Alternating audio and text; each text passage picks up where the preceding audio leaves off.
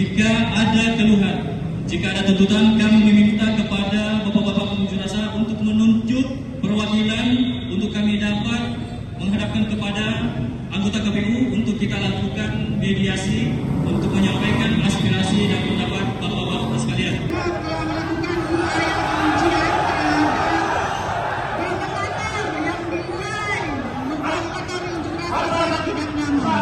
Ya, suaranya ribut. Tahan lemparan. Belum melempar. Hati-hati temannya, hati-hati temannya.